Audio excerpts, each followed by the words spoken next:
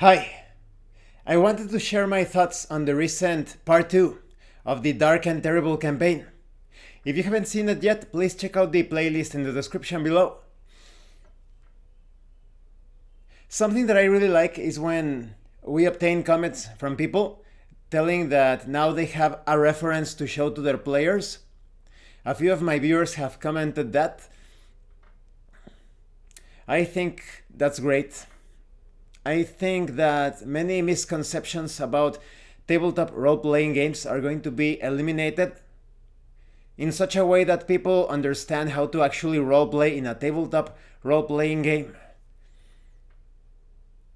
And because this campaign is a sandbox, it could also provide some examples on how to run a sandbox. Even though I am not explicitly telling you the process, you kind of get the idea of how things are proceeding. As always, I think that cfourcrispy and Full Metal State, or Josh, made an excellent job. They did an excellent job when portraying their characters and interacting with the game world. I think this is also related to a video that I made about red herrings, because after the game, cfourcrispy commented that he was a bit worried when it comes to knowing if you are on the right track, if you are following the right clues, because they are currently going through an investigation phase. Although the session ended with a bit more of an active phase, they had to look around trying to search for that sage, but they were not exactly sure if they were doing things in the most optimal way. Now, I have spoken up against modifying the game world according to the whims or wishes of your players, because that adds reality to the game world. That is, if the players are looking for a secret door and there is no secret door there, do not add it. That destroys the reality of the fictional world, the fictional reality. cfourcrispy and Josh probably experimented some sort of perhaps stress or anxiety. They were searching around, the part of the... Well, this video is going to contain spoilers for the second part, of course. But when they were going around the tower, they were probably quite uncertain, quite unsure as to if that was the right spot, if they were doing the right thing, when they were going through the different buildings of Compton. But when you actually make some progress, the release, the relaxation, tranquility, the sense of accomplishment is greater. That's what our adventures are all about. You are facing off against different problems, dangers, issues, and you overcome them, hopefully. If you fail, if your character is still alive, hopefully you will do better next time. Or if your character dies in the next campaign, the next adventure. So it's all about that. Imagine if we had been asking questions, if cfourcrispy and Josh had been asking questions all the time, how clumsy and how ridiculous things would be. Just imagine, insert a question of, what do I see? Can my character do this? Imagine the fight scene. Can I use my telekinesis to kind of like trip Sloan into falling? Or can I dodge or duck when he takes a swing at me and I thrust with my sword upwards? So much time wasted, so ridiculous, the immersion shattered. And imagine all of those accumulated what do you do's. If I had finished every sentence with what do you do, what do you do, what do you do, what do you do, or any variation of what are you going to do, what are you planning, if I were to finish, not only will I be damaging the immersion, I would be stalling the game.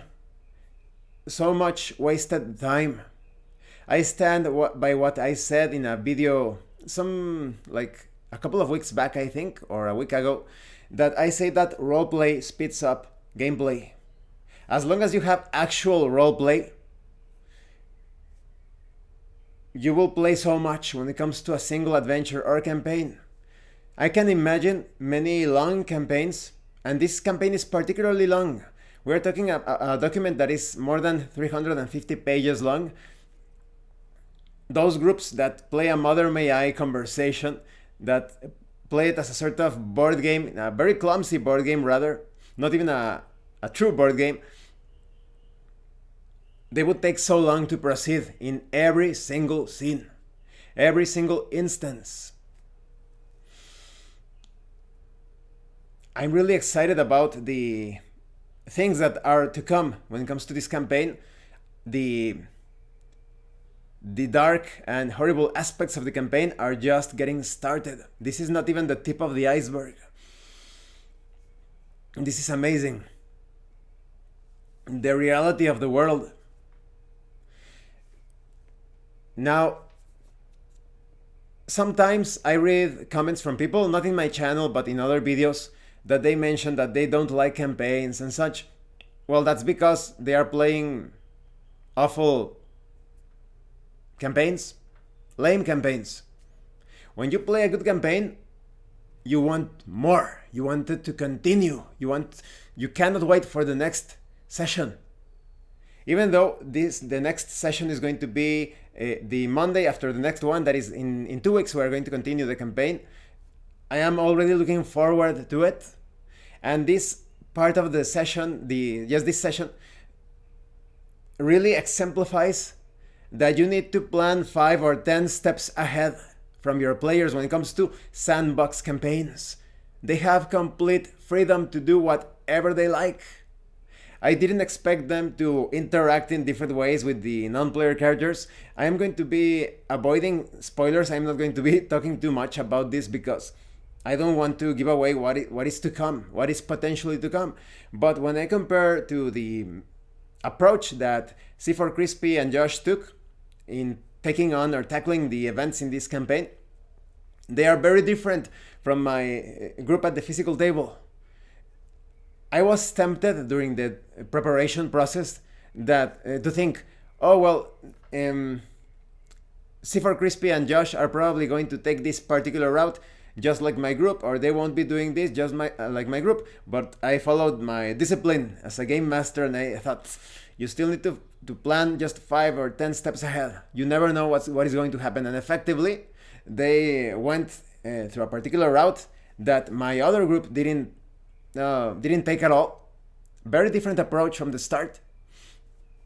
So when you run a sandbox, memorize things, make your notes, plan ahead, improvise. It's going to be worth it. I think the sandbox environment is one of the more... It's a true vehicle to promote or push immersion ahead as you trick yourself into believing that this world is actually real.